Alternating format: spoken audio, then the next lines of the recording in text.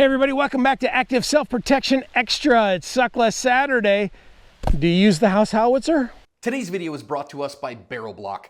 Barrel Block is an excellent dry fire training aid that we've used for years and recommend.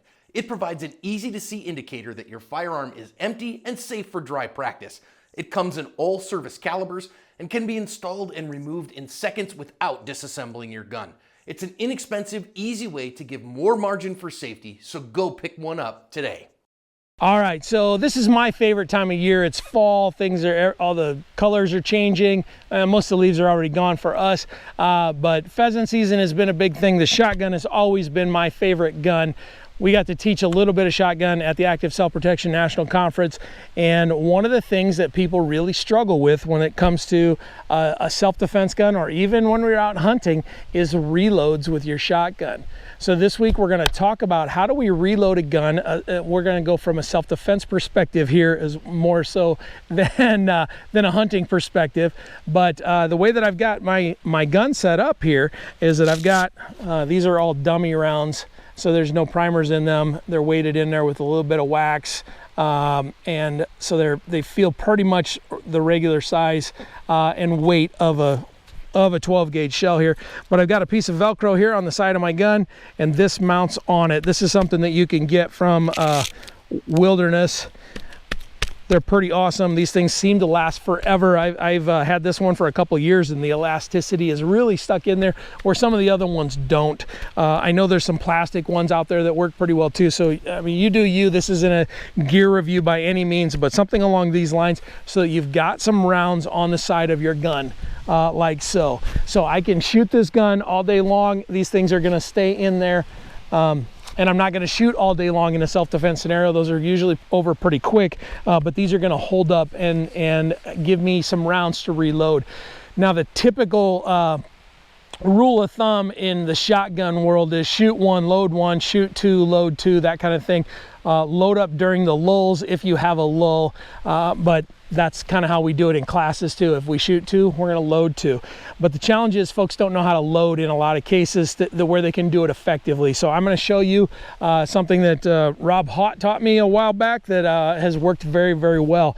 So now you may notice that I like my brass down. Some folks like it up so that they can load over the top, but with the Holosun on there, that poses a little bit of a challenge for me. So I like to load from underneath. So as I go to load this gun, you can see that I've got the action locked open. So I'm going to come back here and slide it to where I can get underneath and I'm just going to press down with my thumb. I don't know if my sling's in the way there. Press down with my thumb and push that out and then pull it out.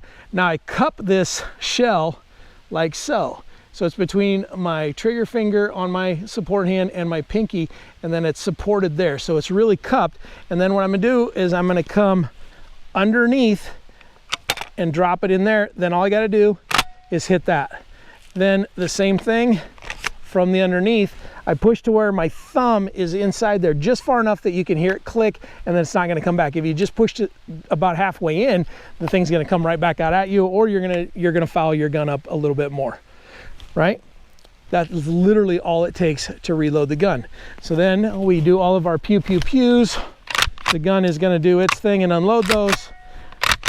And now it's time to do that again. So now with an empty gun here, I'm going to lock that open again and just practice the reload. So I'm coming up from here, around, and I'm back in it. I can load more from underneath if I want, or I can unload that, lock that back, and practice it again.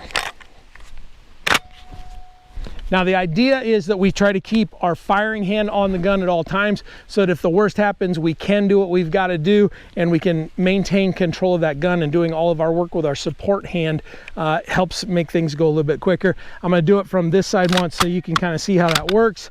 So I'm going to come back here. I'm going to tuck it just a little bit under there, bring it down, cup it like so, and then I just slide my hand back out. Now you lefties have a little bit different problem, and I'm gonna let John make that video because I don't get how you guys live your life. But one more time, I'm gonna tuck it, come to here, drop it in, hit that, go to work. right? Now, push-pull is a whole nother technique that we can talk about, and we can do that in a whole nother video.